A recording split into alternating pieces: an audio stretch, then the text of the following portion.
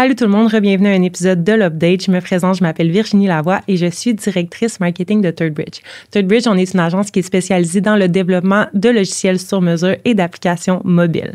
Pour nous, faire du code de qualité, c'est vraiment la base. Là où est-ce qu'on va réussir à aller se démarquer, c'est vraiment dans la livraison d'applications qui offrent une expérience utilisateur qui se démarque et qui est de qualité supérieure. Dans l'épisode d'aujourd'hui, on a reçu Marc-Alain de la compagnie Diagram. On avait vraiment hâte, nous, chez ThirdBridge, d'inviter quelqu'un de Diagram parce qu'on a été porté à travailler avec eux dans les dernières années et on voulait vraiment faire découvrir tout ce qui était autour de leur méthodologie puis de leur univers dans l'investissement d'entreprises et de start-up. Donc, c'est vraiment une conversation intéressante. On a parlé entre autres de Climate Tech. Il y a tellement de choses à faire encore à ce niveau-là. Donc, vraiment, conversation fascinante. Je vous en dis pas plus. Je vous laisse écouter l'épisode. Bon épisode!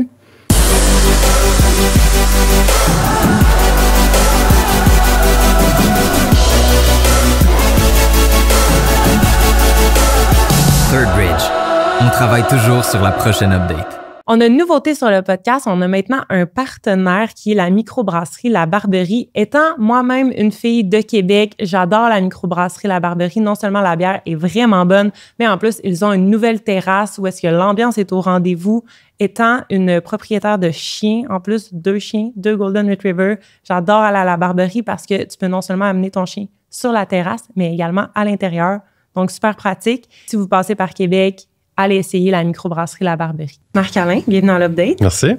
Puis, re-bienvenue. Marc-Alain, on est vraiment content que tu sois avec nous aujourd'hui. On a été, ThirdBridge a été porté à travailler avec Diagram à travers les années. Puis on avait vraiment envie de faire découvrir votre méthodologie puis votre univers à notre audience. Super. Fait que je te laisserai te présenter et présenter Diagram pour commencer. OK, super. Donc, moi, c'est Marc-Alain. Je suis vice-président de création d'entreprise chez Diagram.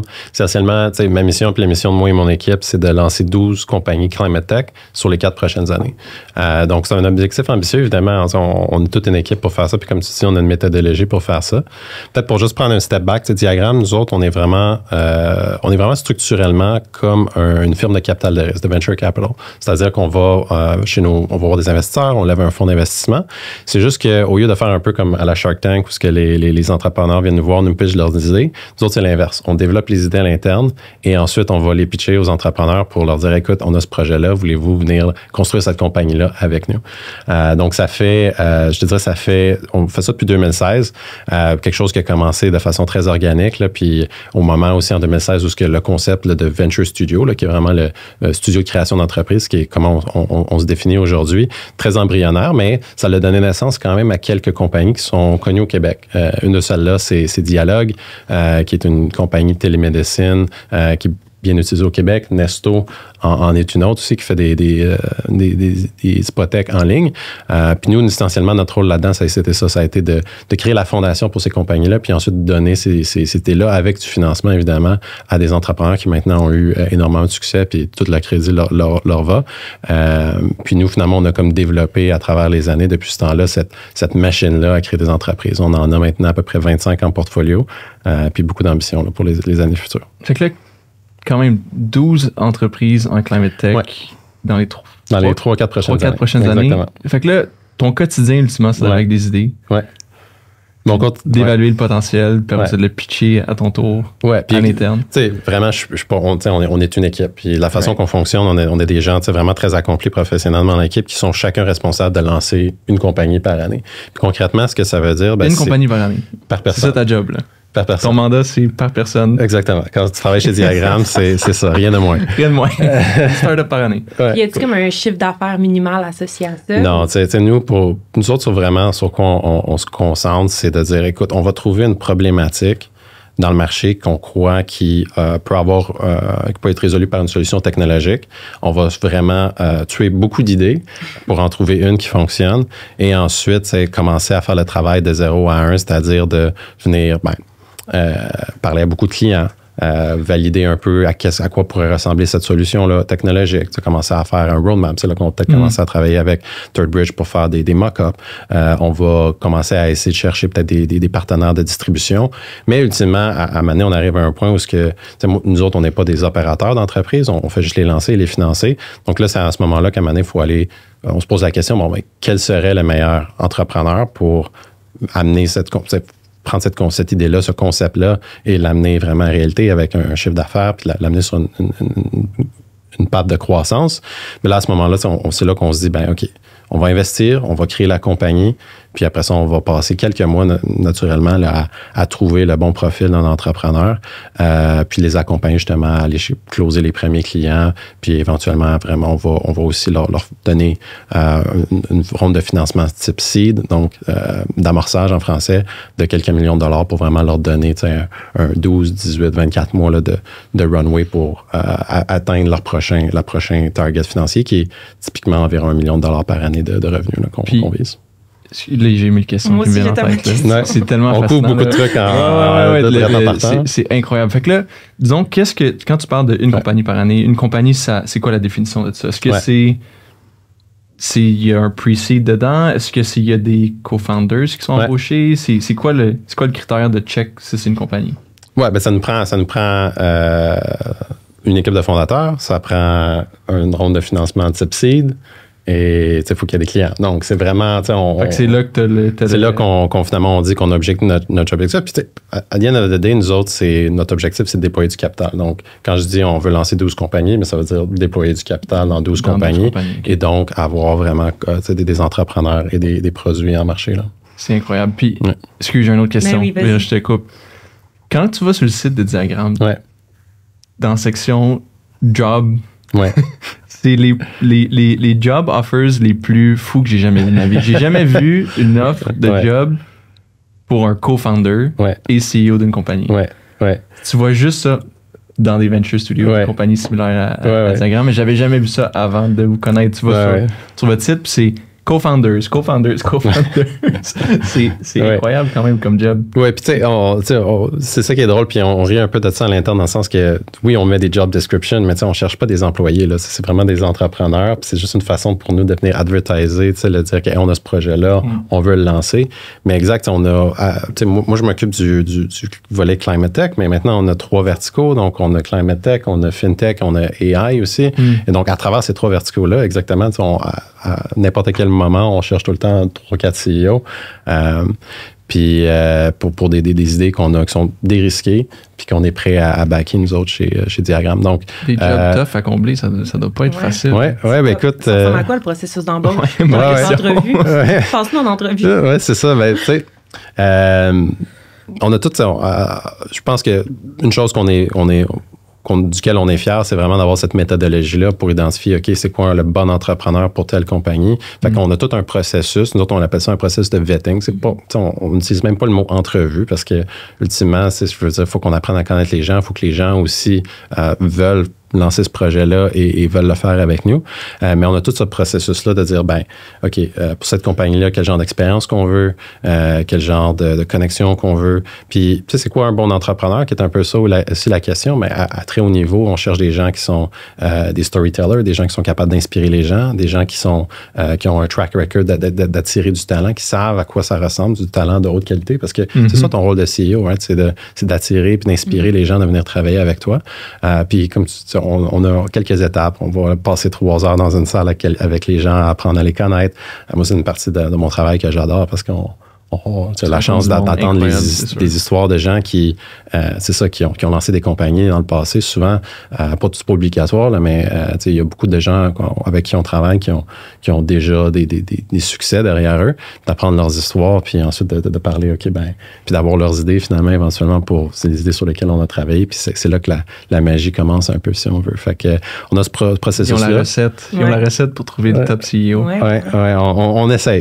C'est un art plus qu'une science, ça, c'est sûr. Mais on a certainement développé certaines méthodologies. Et quand tu parles justement, tu dis il y a des idées, on va avoir plein d'idées, puis ce ne sera pas nécessairement toutes des bonnes idées. Il y en a certaines qu'on va tuer à un certain point. C'est quoi les critères que vous regardez? Ben... c'est beaucoup de numérique aussi, d'ailleurs. Hein? Oui, puis ça, c'est sûr que nous autres, notre spécialité, c'est tout ce qui est solutions technologiques. Fait que c'est sûr qu'il y a des problèmes que nous, on ne voudra pas s'attaquer simplement parce que ça ne sera pas dans notre scope, des choses qui ont besoin peut-être plus de manufacturiers ou des choses comme ça. Mais tu sais, nos critères, ultimement, les 2 plus importants, c'est est-ce que vraiment le problème auquel on s'attaque, c'est un problème top 3 pour le client? Puis même, j'essaie de pousser ça, on essaie de pousser ça un peu plus, c'est de dire, est-ce que le client, qu'on lui pose la question, ils nous disent, hey, ça fait des mois que je cherche une solution, j'ai regardé toutes les solutions qui existaient dans le marché, il n'y en a pas une qui répondait à mes besoins, puis j'ai plein de budget, puis quand on leur présente notre idée, ils nous disent, la réaction, c'est enfin quelqu'un qui construit là-dessus. Si c'est moins que ça, nous autres, c'est pas une idée pour nous. Donc, on garde la barre vraiment, vraiment haute, puis c'est notre critère d'investissement ou de lancement d'entreprise le plus important. L'autre qu'on regarde aussi beaucoup, c'est le concept de timing. Est-ce que cette compagnie-là aurait pu être créée il y a 5 ans ou est-ce que vraiment c'est uniquement possible aujourd'hui? Puis on a fait l'erreur nous-mêmes à l'interne dans le passé de dire le timing est comme moyen, peut-être que quelqu'un aurait pu lancer ça il y a 5 ans, mais là, nous autres, on pense que c'est le moment, puis finalement, on se rend compte qu'il y a plein de compagnies il y a 5 ans qui ont essayé de la faire, puis se sont plantés. Fait que, à ce moment-là, c'est souvent de se dire qu'est-ce qui change dans le marché au niveau technologique, au niveau de la régulation, au niveau des besoins des clients.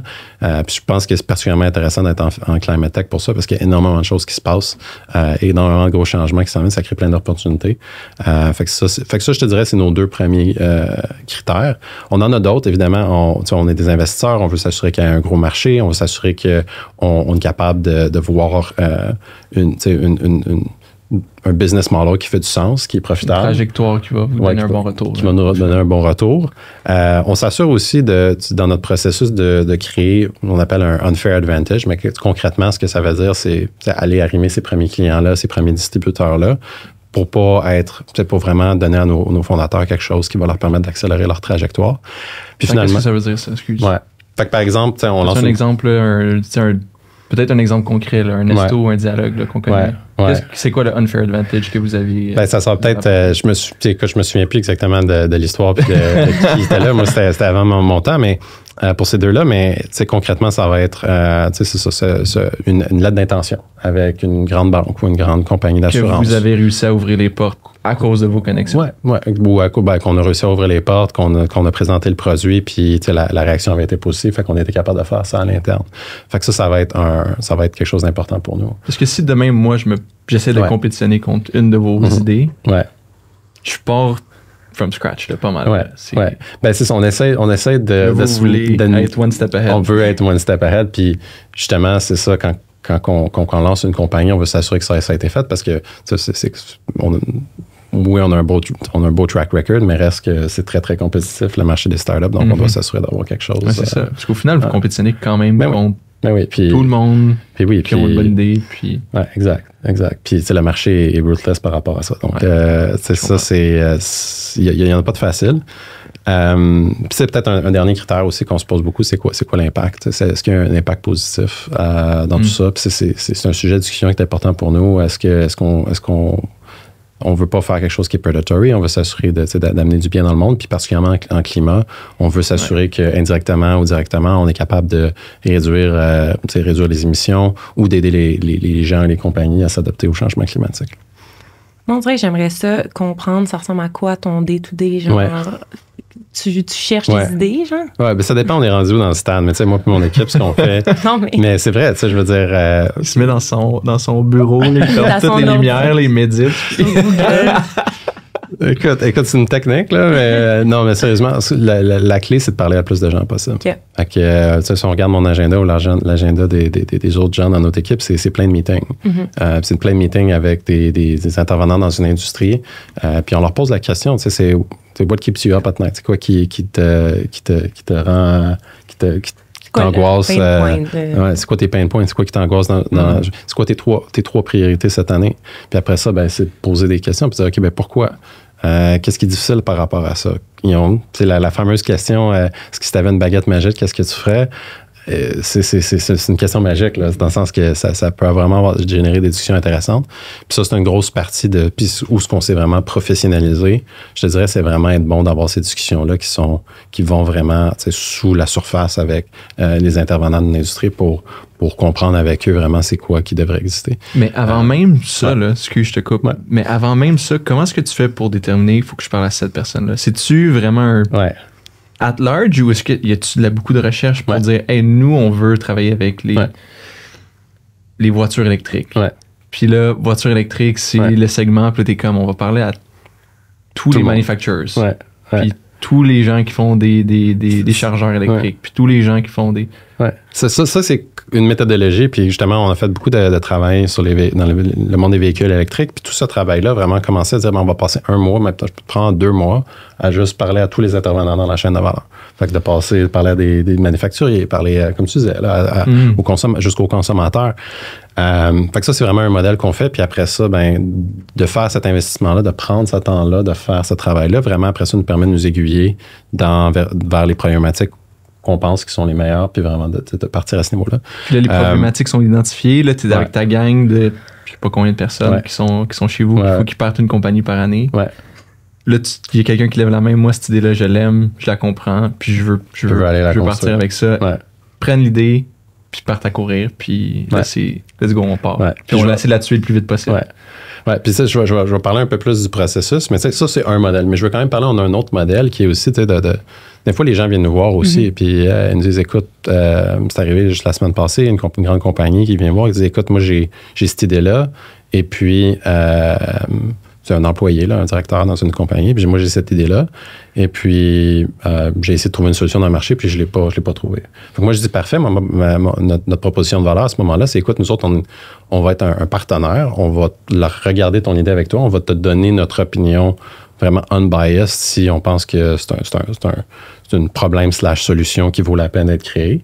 Puis si c'est intéressant, mais à ce moment-là, notre proposition de valeur, c'est de dire, on va lancer la compagnie, ça va être très peu de risques pour vous parce que nous autres, on va prendre des risques de construire ce produit-là. Puis à la fin, dans 6, 12, 20, 18 mois, tu vas avoir le produit que tu voulais avoir.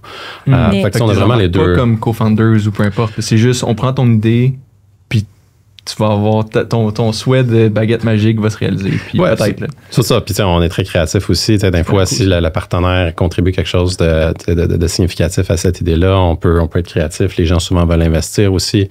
Les compagnies qui sont prêtes à investir dans nos compagnies aussi. Puis nous autres, on aime ça. Donc, mais ce qui est intéressant avec ce modèle-là, c'est qu'on est on se positionne vraiment comme un partenaire. On unbiased. Puis vraiment de passer ces idées-là à travers notre processus, puis si ça l'arrive, généralement, on a un bon c'est quasiment un don d'idée, là. Quelqu'un arrive, j'ai identifié une problématique et la solution que j'imagine, puis vous prenez ça, puis c'est capable de transformer en compagnie, puis c'est malade. Ouais, écoute, c'est ça. Puis l'idée, c'est de... Puis les idées, je veux dire, une chose aussi que j'ai appris dans tout ça, c'est les idées changent aussi. Puis les gens nous arrivent avec des idées, on les travaille ensemble, on arrive à quelque chose d'autre, puis inévitablement, 1 an plus tard, l'idée a encore changé. Fait que je pense qu'à quelque part, nous autres, ce qu'on essaie de faire, c'est de créer des situations win-win où ce que les gens qui ont des problématiques, qui viennent nous voir, on est capable de régler leurs problèmes, leur donner d'une certaine façon ou d'une autre peut-être un peu d'upside dans la compagnie qui va être créée. Puis même chose pour les entrepreneurs. Fait que... Puis après ça aussi, une idée, ça vaut rien si tu n'as pas l'équipe pour la mettre en exécution. Là. C'est ce que j'allais dire, c'est ça, cette phrase-là que tu viens de dire. Une idée vaut rien. Qu'est-ce que t'en penses? 100%. Puis honnêtement, avant de me joindre à Diagramme, j'étais comme, j'ai pas d'idée. Moi, je fais ce travail-là parce que je suis passionné de l'entrepreneuriat, puis je me serais autant vu lancer ma propre compagnie. Puis j'étais un peu dans ce mindset-là de dire, j'ai pas de bonne idée. Mais c'est pas tant d'avoir une bonne idée, c'est d'être capable justement de vraiment se poser la question, est-ce qu'elle a le potentiel pour du venture capital? Ça, c'est notre travail. Mais après ça, c'est, comme tu dis, c'est de l'exécuter, la bonne équipe, le financement, puis le grind là, sur 5 à 10 ans. Là. Ouais. Puis, vous parliez justement que c'était plus des... J'ai dit vous, excusez-moi. On peut se tutoyer. Tu parlais justement que c'est plus des solutions qui vont être dans le numérique. Ouais. Justement, la portion développement, vous, comment vous fonctionnez à ce niveau-là? Oui. Fait que c'est sûr que nous autres, moi, ça va être du cas par cas. La réponse, ça va être du cas par cas. Et parfois, on est capable de se convaincre qu'une entreprise vaut la peine, puis on est capable de construire une équipe sans avoir écrit une ligne de code. Particulièrement si le produit est particulièrement difficile à construire puis qu'on sait que ça va être un cycle de développement de 18 à 24 mois. À ce moment-là, on va se dire, écoute, ça va coûter des millions de dollars. Faisons juste se convaincre que ça vaut la peine. Puis après ça, on va faire l'investissement, puis c'est l'équipe qui va ensuite embarquer, le CEO, le CTO, qui vont aller construire le produit. Je te dirais de plus en plus, par contre, on essaie de... quand les produits sont peut-être un peu plus simples ou n'ont pas besoin de temps de développement de ça, d'en construire un petit peu. Puis je pense que c'est important parce que mettre un produit tangible, ou même si c'est des screenshots ou quoi que ce soit devant un client, puis aller voir le feedback, ça a énormément de valeur. Ça nous permet vraiment de nous aiguiller puis de construire quelque chose que le client veut. Fait que c'est là, puis c'est là, je pense que c'est une bonne plug pour vous autres aussi parce que, évidemment, exact, c'est ça. On travaille avec vous parce que, vous êtes agile, puis nous autres, on arrive avec un brief qui reste assez haut niveau, puis c'est facile de travailler avec vous pour dire, écoute, on a cette idée-là, qu'est-ce que vous en pensez? Venez nous prendre quelque chose, puis nous autres, on est capable de reprendre ça après ça à l'interne, puis d'aller voir des clients avec. Puis ça, même, on est capable de continuer la relation avec les co-founders qui embarquent. Puis... Exact. Puis je pense que le feedback que j'ai de votre équipe est excellent, donc c'est ça. Merci. La grosse pub. Ouais. C'est cool. On prend une petite pause de l'épisode pour faire notre segment quiz qui est présenté par La Barberie. J'ouvre ma canette. Ouf, c'est satisfaisant, ça. Qu'est-ce que vous buvez, les gars? PA, tu bois quoi? Je bois Placebo, blonde, citron lime, ça goûte la limonade, c'est écœurant. En plus, elle est chaude, fait qu'imagine c'était froide. C'est malade, avec un peu de soleil au lieu d'un luminaire un peu... Un beau luminaire, par contre. Toi, Marc-Alain, qu'est-ce que tu bois? Moi aussi, j'ai une Placebo. Bière sans alcool, surf, fraise et pêche. Super. Moi, j'ai une sûre aux framboises. C'est ma préf, celle-là. Je l'aime beaucoup. Je prends une gorgée. Le quiz. OK, on est prêt. Segment quiz. Fait qu'on te pose 2 petites questions. Okay. Tu y réponds du mieux que tu peux. Parce qu'on lui a pas donné les questions à l'avance. C'est vraiment, on teste tes connaissances. OK, t'es prêt? Je sais pas, on va voir. Vrai ou faux? Certains scientifiques considèrent de plus en plus l'idée de lancer un parasol géant dans l'espace pour bloquer les rayons du soleil et ainsi diminuer la température de la Terre. Je suis sûr qu'il y a quelqu'un a pensé à ça. C'est un peu fou comme idée. Je penserais pas que c'est une bonne idée, mais je suis sûr qu'il y a quelqu'un a pensé à ça. Ça passerait pas à diagramme, ça? Ouais, pas ça. En tout cas, j'aurais peur pour les gens qui sont en dessous du parasol. Ta réponse finale, c'est vrai? Oui, moi je suis sûr que c'est quelqu'un qui a pensé à ça. C'est la bonne réponse. C'est un article scientifique publié en 2023 propose de construire ce parasol entre la Terre et le Soleil et l'idée flotte dans la communauté depuis près de 30 ans. C'est ça. Fait que c'est vrai. Wow. Deuxième question. Quel est le terme anglais utilisé pour désigner une start-up valorisée à plus d'1 milliard de dollars, non cotée en bourse et non filiale d'un grand groupe? A, un bear. B, un bull. C, un unicorn. D, un wolf. Ouais, j'espère que celle-là, je vais l'avoir comme il faut. On va y aller avec C, un unicorn. C'était la bonne réponse. Bravo. Ça m'est fait mon segment quiz. On retourne à l'épisode, tout le monde. T'as-tu un projet en tête que tu aimerais mettre de l'avant, mettons un projet technologique que vous avez fait récemment, que vous êtes fiers? Là, je dis vous parce que je dis diagramme, l'équipe. Oui, c'est correct. Ouais. Ben, tu sais, là, justement, comme je disais, tu sais, là, on grossit énormément. Ouais. On a 3 nouvelles stratégies. Historiquement, on faisait juste du FinTech. Maintenant, on fait aussi du Climate Tech puis du AI. Donc, on a, il y a 2-3 semaines, lancé ou annoncé, je dirais, notre première compagnie en Climate Tech. Donc, ça s'appelle Relion, R-E-L-I-O-N. Puis, essentiellement, la problématique qu'on s'est rendu compte avec les bornes de chargement pour les véhicules électriques, c'est que en Amérique du Nord, en moyenne, 1 sur 4 est inopérable à n'importe quel moment. Donc, 25% des bornes sont down. Sont down ou ont un problème significatif. Ça ne permet pas de charger ton véhicule. En termes d'expérience client, d'arriver à une borne de chargement qui est sur les plates, sur ton GPS va dire qui est disponible, tu arrives puis tu peux pas charger. C'est terrible comme expérience client. Puis moi, on pense honnêtement que c'est un gros risque à l'adoption du véhicule électrique, ce qui est super important dans notre transition énergétique. Et donc, l'idée essentiellement, puis on s'est penché sur cette problématique-là, à comprendre pourquoi c'est le cas, puis pour finalement se rendre compte qu'il n'y avait pas de bons outils technologiques pour faire la maintenance ou détecter les problèmes à distance. Parce que souvent, on attend que l'utilisateur le rapporte, et ce qui malheureusement amène beaucoup de problèmes. Et donc, finalement, on a construit cette plateforme-là de maintenance. Puis là, on a quelques partenariats là, qui vont être annoncés avec des joueurs majeurs. Puis essentiellement, on est capable de servir, de détecter et de servir et de réparer une borne de chargement électrique très rapidement d'une côte à l'autre ici au Canada. Là. Ouais, c'est fascinant parce que tu dis que dans ma tête, là, les compagnies qui vont installer les bornes auraient déjà ça, auraient déjà un système et un réseau, parce qu'on s'entend aussi. Là, c'est pas. Tu regardes circuit électrique au Québec, ils ont des bornes partout. Là, fait que ça doit pas être facile d'avoir non plus un électricien qui est prêt à jump sur un appel de service très rapidement. On parlait de timing tantôt, puis c'est juste, je pense que c'est juste une réflexion que l'industrie est encore très jeune. Puis les premiers objectifs, les premiers outils qui ont été construits, c'est des outils pour mieux identifier où est-ce qu'on va mettre notre borne, pour ensuite s'assurer qu'on ait assez de charge pour cette borne, assez de power pour cette borne-là. Après ça, il faut être en mesure de faire payer les gens, donc un software pour faire le paiement puis gérer les sessions. Mais il manquait encore ce gros morceau-là, puis on s'est dit, oui, ce qui existe dans le marché en ce moment pourrait être meilleur. Aujourd'hui, c'est comme un Waze. C'est comme les utilisateurs qui disent elle est brisée. Puis il y en a que ça fonctionne comme ça. Sinon, il y a certains opérateurs qui ont des systèmes de diagnostic, mais en se penchant sur le problématique, on s'est vraiment convaincu qu'il y a quelque chose de vraiment mieux qu'on peut faire. Puis vraiment, ultimement, de couper le temps de réparation pour la borne de chargement. C'est un exemple facile. C'est très fréquent dans le cas d'une réparation d'avoir envoyé quelqu'un sur place plusieurs fois. Première fois pour aller diagnostiquer le problème, deuxième fois pour aller la réparer. Donc, finalement, nous autres, on coupe ça, on peut couper ça en deux. Là. Donc, ça, c'est notre première compagnie qu'on a lancée. Puis, notre thèse climatique, c'est vraiment de se focusser sur ces solutions technologiques-là qui sont matures, qui peuvent nous aider à atteindre net zéro avant 2050. Donc, le véhicule électrique, c'est quelque chose qui nous intéresse beaucoup. On va annoncer une autre compagnie plus tard cette année, encore dans cette thématique-là. Mais après ça, il y a beaucoup d'autres piliers qui nous intéressent. On est très, très loin d'avoir l'adoption qu'on a besoin au niveau des énergies renouvelables, du solaire, du wind. En agriculture, il y a énormément de solutions aussi technologiques. Ça rentre-tu dans votre pod?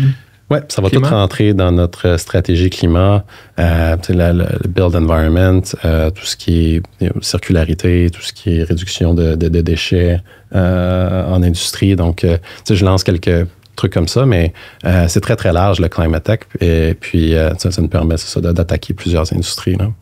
Tout est à faire. Tout est à faire.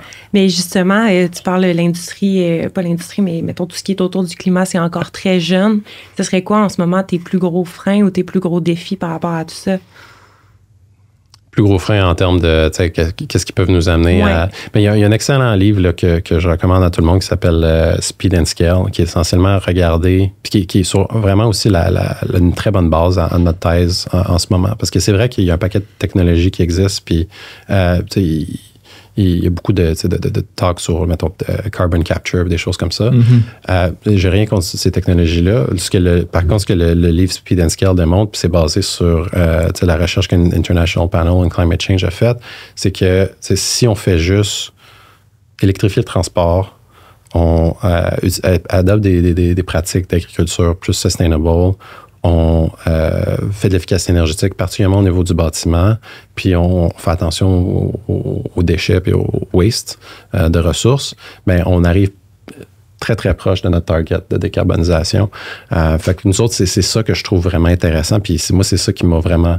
ce qui me passionne là, dans mon day-to-day, de dire, écoute, ces solutions-là existent, il faut juste les pousser, il faut juste exécuter, il faut juste rendre ça facile pour les gens à adopter. Puis, écoute, toutes les... UX. Juste. Tout est dans l'expérience. Tout est dans l'expérience client. C'est vrai, il faut que les gens aiment le produit, puis il y a beaucoup d'efforts à faire pour cet aspect-là. Mais j'aime à quel point tu dis juste, mais c'est donc ben des gros chantiers. C'est des gros chantiers, puis c'est pour ça que, c'est un thème qui attire de plus en plus de capital, d'entrepreneurs. Le nombre d'entrepreneurs qui viennent me voir, qui me disent, écoute, moi, j'ai parti de cette business-là. C'était dans telle industrie. J'ai fait de l'argent, c'était super, mais là, je veux faire quelque chose qui a de l'impact. Je pense à mes enfants. Puis je veux faire quelque chose pour le monde. Ça motive les gens, puis c'est des conversations que j'ai à chaque semaine. Puis je trouve ça vraiment inspirant. Ouais, tu te lèves le matin, puis tu essaies d'améliorer la situation au niveau du climat de la planète. Et ton parcours était quand même fascinant, parce que là, tu pars de McKinsey, tu as fait Good Food. Ouais. Puis là, t'es chez Diagramme, puis là, t'es en train de changer notre planète pour que nos enfants... Non, c'est ça, j'ai pas... tu vois, c'est quand même fou. C'est ça, j'ai un peu un parcours atypique, là, dans le sens que, c'est ça, puis j'ai pas parlé, mais je suis ingénieur de formation, ingénieur mécanique de formation, mais j'ai toujours été passionné par l'entrepreneuriat. Même à l'université, j'avais ma propre business de e-commerce, j'étais impliqué dans la communauté montréalaise de start-up. Honnêtement, je pensais que j'allais commencer ma carrière dans des startups. Mais finalement, c'est ça, j'ai eu cette opportunité-là que je ne pouvais pas me refuser de rejoindre McKinsey & Company, qui est une firme de consultation stratégique basée ici à Montréal, mais aussi avec des bureaux partout dans le monde. Travailler avec des plus grosses banques américaines, avec des plus gros retailers américains pour les aider à un très, très haut niveau stratégique à faire de la croissance, à les sortir peut-être de situations un peu plus difficiles. C'était super, mais éventuellement, je voulais retourner en start-up. Puis j'ai eu une belle opportunité. Goodfood, moi, j'ai énormément de respect pour cette compagnie-là. Je trouve que c'est une super histoire d'entrepreneuriat au Québec, ici à Montréal. Puis moi, je me suis joint à cette équipe-là en 2019 comme pour l'idée, tout ce qui était la croissance de la compagnie, jusqu'en finalement environ en 2022. Puis ça a été toute une ride, là, particulièrement pendant la pandémie, où ce que finalement les gens avaient besoin aussi là, de nourriture quand ils ne pouvaient pas sortir puis aller à l'épicerie. Donc, tu as essayé d'adresser le suremballage de Goodfood? Ben écoute, c'est sûr que là, puis c'est drôle parce qu'ils disent ça, parce qu'une des initiatives de Goodfood a toujours été de rendre ça plus vert puis faire du reuse. Mais avec la pandémie, je pense que c'était comme la priorité, c'était tout ce que tout soit propre. Puis tu sais, honnêtement, tout ce qui est livraison d'épicerie en ligne puis tout ça reste avec un carbon footprint qui est assez intéressant comparé à tout ce qui peut être perdu dans les épiceries. Alors que, c'est un autre sujet qu'on a regardé, comment est-ce qu'on fait pour réduire la perte de nourriture dans les épiceries. Ça reste quand même, là, si on regarde toute l'empreinte carbone, ça reste quand même assez intéressant de faire la livraison en ligne. Puis c'est ça, puis écoute, comme je disais, Goodfood, c'est deux entrepreneurs très inspirants ici au Canada qui, c'est pas connu, mais la compagnie faisait plusieurs centaines de millions de dollars à son pic, ce qui, au Canada, était rivalisait avec des Home Depot et tout ça en termes de revenus là, faits en ligne. Donc c'est une belle entreprise avec une super belle notoriété de marque. Puis donc, fait que moi, c'est mon histoire dans tout ça, c'est j'ai l'idée tout ce qui était croissance là-bas, rétention client aussi. Alors je pense qu'il y a tout le monde qui essaie le service. C'est toi qui nous spam. C'est moi, c'est pas moi, mais c'est le petit génie marketing. Une grosse équipe, exactement. Et puis c'est une grosse machine maintenant à Goodfood, là, mais exactement tout ce qui était marketing de la compagnie. Les petites cartes là. T'es responsable. Non, mais t'es tellement pogné par contre quand t'as un abonnement à Goodfood. Tu fais juste accepter ton sort puis tu continues à payer. C'est un bon produit, c'est vraiment du génie. Là. C'est juste que c'est tellement compliqué dans ma tête de se désabonner. Tu veux pas leur dire non. Moi, je suis people pleaser, hein. Fait comme, je suis là, OK, je vais continuer. Il n'y a pas que Marc soit déçu. C'est ça. Fait que écoute, ça a été une belle aventure, mais éventuellement, je voulais aller plus dans l'entrepreneuriat, le vrai 0 à 1. Puis Diagramme, c'est vraiment ce mix là entre être un entrepreneur puis être un investisseur là, qui est une belle proposition de valeur là, pour n'importe qui est passionné par l'entrepreneuriat. Là. Le meilleur des mondes. Ouais. Puis, à part, mettons, le climate tech, ça, toi, tu te penches vraiment là-dessus. C'est quoi les industries les plus prometteuses, mettons, en ce moment que vous regardez? Donc, on exclut même le AI, là. Ouais. Là, ça aurait été ma réponse, là. Non, c'est ça. Tant qu'on l'exclut, parce qu'on en parle tout le temps. Ah, bon, attends, là, donne-moi une petite seconde pour y penser. Ou peut-être même dans le climate tech, tu sais, c'est quel segment que tu trouves qui est le plus porteur, présentement? T'as changé ma question. Ouais. Mais non, j'y donne des options. Okay. Non, c'est bon. Tu sais, on a passé énormément de temps, nous autres, à se pencher sur les nouveaux produits, les intrants à la ferme, là, qui sont plus biologiques. C'est assez niche et technique, mais c'est dans l'agriculture. Dans l'agriculture, oui. Il y a beaucoup de nouveaux produits là, qui sont en développement, qui sont en train de rentrer sur le marché, qui peuvent vraiment displace tout ce qui est pesticides, fertilisants, qui est énormément polluant. Malheureusement, le nitrogène, là, ce qu'on utilise pour fertiliser les champs, c'est 300 fois pire que du CO2. Donc là, tout ce qu'on peut faire pour displacer ça, c'est vraiment important. Fait que moi, je trouve que c'est une belle industrie qui a un beau point d'inflexion en ce moment. Puis, fait que si jamais en choisir un, c'est celle-là. Si je peux plugger une autre chose que moi, c'est un peu mon pet peeve, c'est tout ce qui est la réfrigération. Ça, c'est un dont on parle de gaz qui sont nocifs pour l'environnement. Je trouve qu'on n'en parle pas assez de la réfrigération. Les gaz qui sont utilisés, mettons, dans des réfrigérateurs, particulièrement dans les épiceries ou dans tout ce qui est cold chain logistics, ça peut être des milliers de fois plus polluant que ça va dans l'atmosphère que du CO2. Et puis, malheureusement, il y a très peu de législation qui encadre ça. Fait que pour moi, ça fait partie des low-hanging fruits au Canada, puis globalement, de mieux réguler la gestion de ces gaz-là et la destruction surtout de ces gaz-là, parce que généralement, ils ont tendance à se ramasser dans l'atmosphère une fois que les systèmes de réfrigération sont mis à la poubelle. Donc, moi, c'est un petit sujet de passion pour moi, parce que je trouve que c'est vraiment une niche. C'est pas tout le monde qui pense qu'ils se lève pas le matin en pensant à la réfrigération, mais qui peut potentiellement avoir un très gros impact. Donc, en parlant à des gens de l'industrie, tu as découvert que c'est un problème. Exact. Puis écoute, il y a des belles choses qui se font aussi. Là, encore là, les épiciers ont tous des projets de transitionner ces systèmes-là vers du système à CO2. Là, on va dire, on peut avoir des systèmes au CO2, mais c'est bien mieux que les anciens systèmes. Donc là, il y a quand même des choses qui se font dans ce niveau-là, mais à mon avis, ça pourrait être encore plus accéléré. Ouais. Puis je me demande, là, je pose, c'est peut-être une question niaiseuse, je n'ai pas vraiment d'éducation à ce niveau-là, mais au niveau de l'agriculture, est-ce qu'il y a, j'ai l'impression, puis peut-être que c'est un stéréotype, je ne sais pas si c'est le bon mot, mais est-ce qu'il y a une grosse résistance au changement ou est-ce que c'est compliqué justement d'amener des nouvelles technologies, des nouvelles pratiques dans cette industrie-là? Ben moi, j'ai énormément de respect pour les agriculteurs. Gérer une ferme, c'est gérer une business de plusieurs millions de dollars.